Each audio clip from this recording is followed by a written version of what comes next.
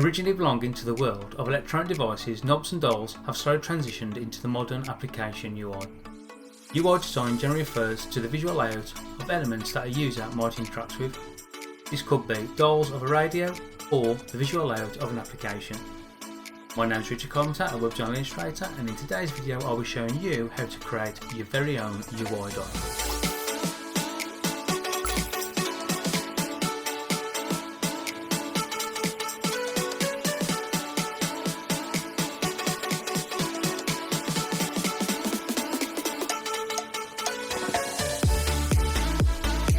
So the first thing you're going to do is create a new document. The document size I'm using is 1920 by 1080 pixels, and then you want to set up the 4 following colour swatches. Once you've created the colour swatches, the first thing you want to do is create a background. So using the rectangle tool, click anywhere on the artboard and create a rectangle which matches the size of your artboard. Horizontally and vertically centre that within the artboard, and then change the fill colour to the darkest grey colour from our colour swatches. And then we just want to lock that background layer in place to stop it from moving. Using the ellipse tool, we can start drafting out our UI dial. And for the first circle, I'm just going to use a nice vibrant colour. Again, we'll change this later on. And just drag out your first ellipse, about 350 pixels will do. And then horizontally and vertically centre that within the artboard. Next, we want to copy and paste the same ellipse, or the first ellipse that we created, a further 3 times, reducing the size of the ellipse every time. So I'm just going to select the ellipse, go to Edit, Copy, Edit, Paste in place, and then just give it another random vibrant colour. Holding down the Shift and Alt key, which will resize the shape from the centre, and we just want to grab the corner anchor point and just make it slightly smaller than the original one. And then we can do the exactly same again, so Edit, Paste in place, change the colour to another random vibrant colour, and then we want to resize this down further. And again, Edit, Paste in place, change the fill colour again, Shift and Alt, and resize this down again. So essentially what we have is the actual dial itself, the outer ellipse to add a bit of detail, the green ellipse will be where the lights are, and then you've just got the outer ellipse which will sit within the background. We're now ready to start adding some of the effects to the ellipses. So the first thing I'm going to do is just zoom in, select the outer ellipse, so the pink one, and then we add a gradient fill. And for the left colour node we want to use the dark colour, and then for the right colour node we want to use the lighter grey colour.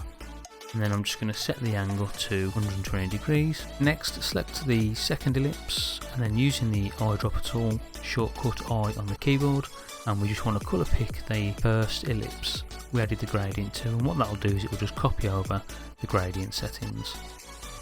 With the ellipse still selected, within the gradient panel what we want to do is change from a linear gradient to a radial gradient.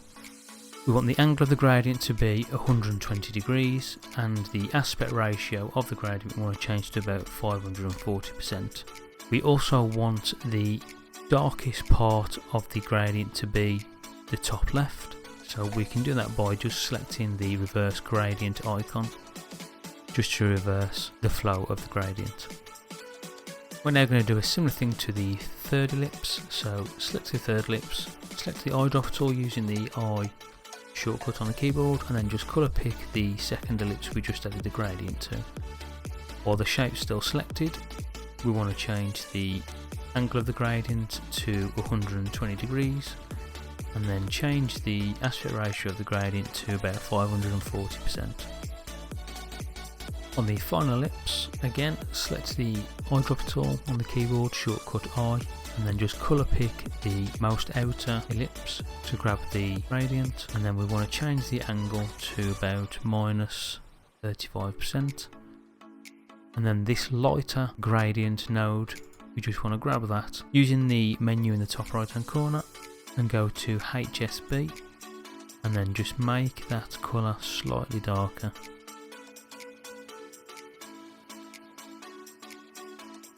Next we want to add a gradient stroke to the ellipse, and we just want to use the original light and dark grey combination. Leave the angle at 0 degrees, but flip the gradient combination to the opposite one, and then you should have in the top left that light edge. And what we can also do as well is add a drop shadow to the dial just to make this middle bit stand out a bit more. So if you select the inner ellipse and then go to Effect, Drop Shadow,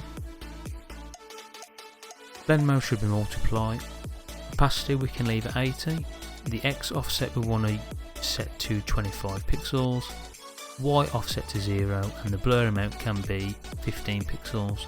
And again, you can tweak these settings, so you might want to drop the opacity down just a little bit if it looks too dark.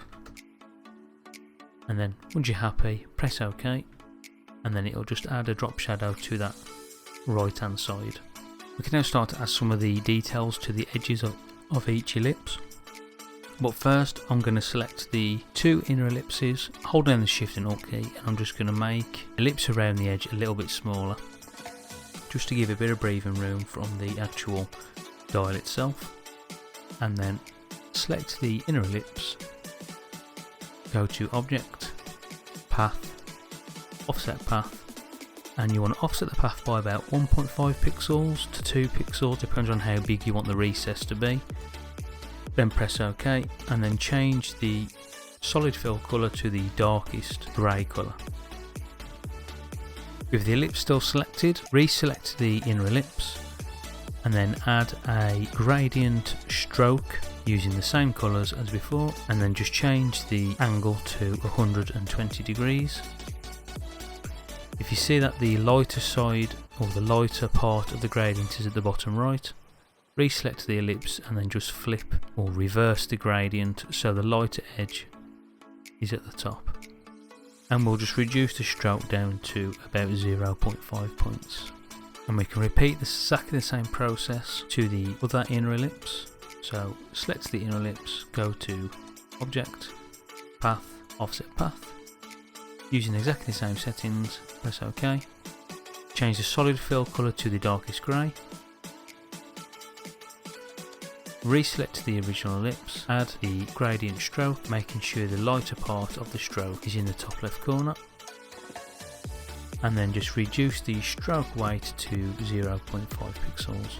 For the most outer ellipse, it's looking a bit lighter at the top and too dark at the bottom, so I'm going to reselect this ellipse. Select the eyedropper tool using the shortcut I on the keyboard, and then I'm just going to colour pick the actual dial itself.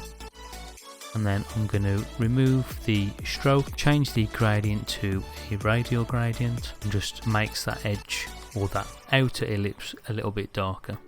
And you can tweak the ellipses as much as you want, you can tweak the gradients until you've got something you're happy with. Once you're happy with everything, the next part would be to start adding some of the lights or the LEDs. To get started creating the LEDs, first select the ellipse tool and create one small ellipse roughly in the centre of the second ellipse. And then hold down the Alt key and drag a duplicate of the ellipse and drag it to the centre of the actual dial itself. Select the top ellipse and then using the rotate tool, which is shortcut R on the keyboard, press the Alt key and then select the centre of the bottom ellipse, and then that should bring up the rotate window. You want to make sure the preview option is selected, and then you can just work out roughly how many you need. So we'll rotate it 6 degrees and then we'll press the copy button. And while that's still selected, if you press Ctrl D on the keyboard to transform again, and just keep it pressed until it's gone all the way around and back to the start. The ellipse in the middle of the dial you can now remove. If you don't want the LED lights to be all the way around the dial, you can also remove a number of ellipses from the bottom section.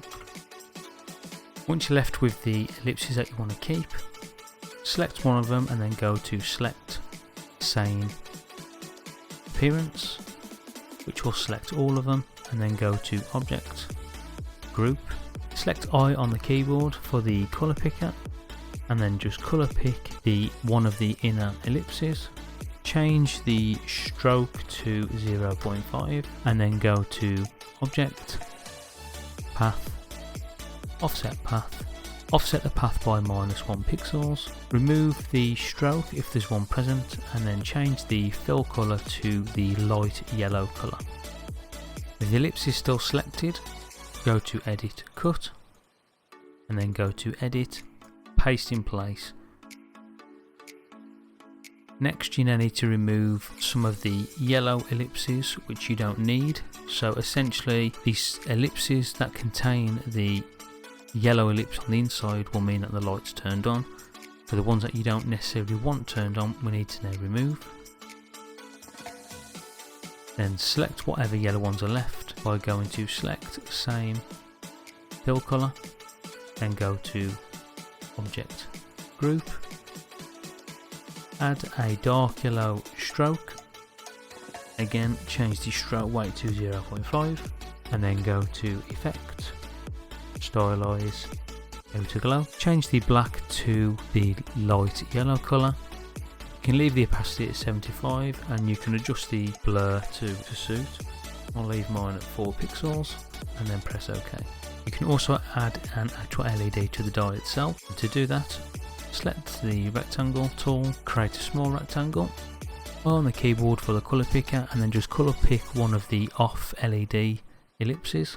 Horizontally centre the rectangle.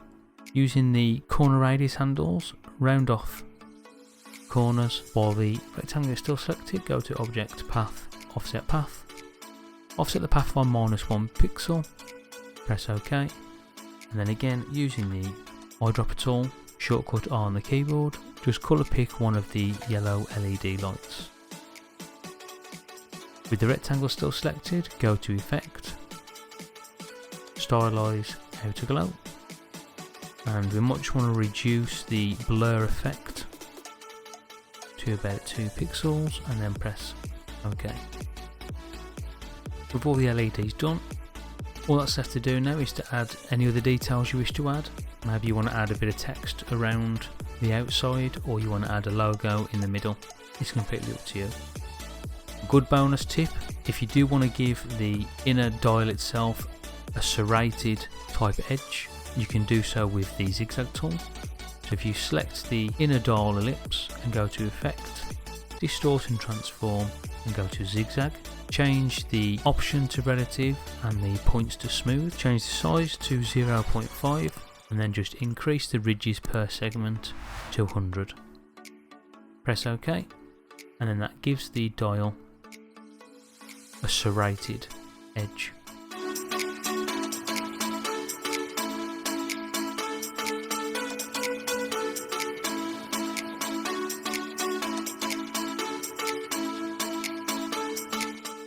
That's it for this week, designers. If you like the video, don't forget to give it a thumbs up.